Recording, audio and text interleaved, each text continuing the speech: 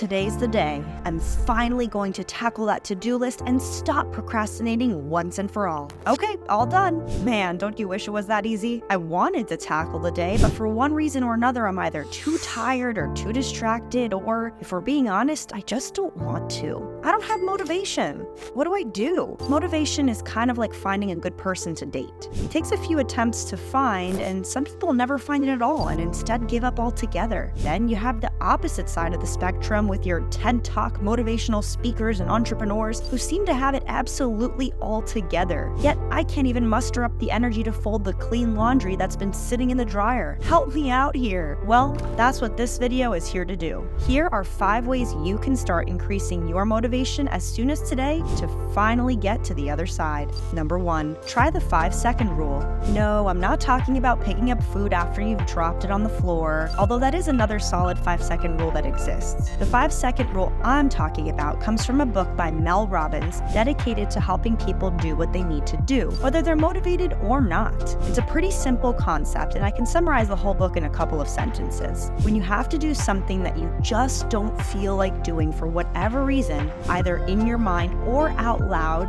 you must count down from 5 and do it. It sounds almost silly to say, but the book dives into the psychology and reasoning behind why this strategy is effective. Most of us start to do what we need to do, but then allow our thoughts, aka excuses, to get in the way, so we change our minds. This happens in just a few seconds, and it's enough for your brain to convince you not to do the thing you should. Think about your alarm. You hear it and you start to get up, but about a second in, you start thinking about how tired you are or how much you'd enjoy 10 more minutes. So you hit snooze and have your first fail of the day.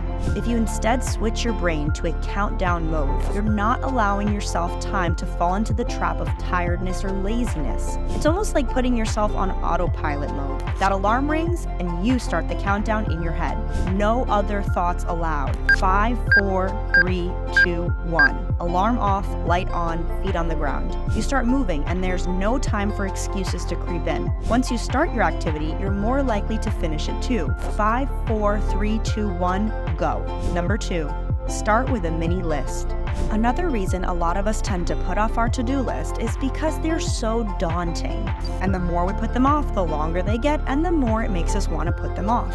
Attack the monster before it gets too big by making a mini list. Write out 4 or 5 things you need to do today. 2 can be easy.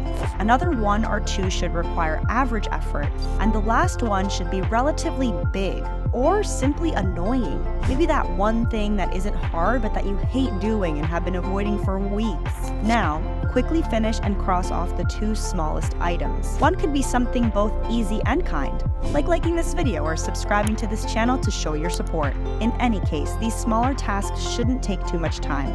Then, work on the hardest item. You may wonder, why the hardest? Why not go in order of smallest to largest? Well, your energy is precious. That large item probably isn't as large as it seems, and getting it done first means the rest of your day is all downhill from there. This creates momentum.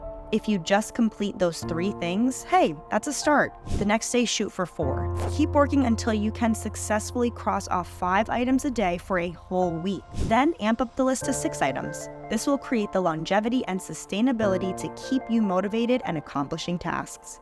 Number 3, try mini rewards throughout your day. Crossing things off a to-do list feels good, and it's been shown in study after study to release happy chemicals in your brain that help you to keep going. The same is said for rewarding yourself for your accomplishments. Yes, even the small ones. Take those good feelings a bit further by programming rewards in your day. Maybe it's a piece of your favorite chocolate or 15 minutes on social media. Only use that one if you have self-control though. By the way, check out another video we made recently around why social media is killing relationships. Now, program these rewards after you cross something off, so you get an extra pep in your step to keep going on that list. Didn't cross off at least 3 items? Maybe take away your TV time. If it works for a 5-year-old, it should also work for you. Number 4, find some accountability. Sometimes it takes a little pressure to keep us on track.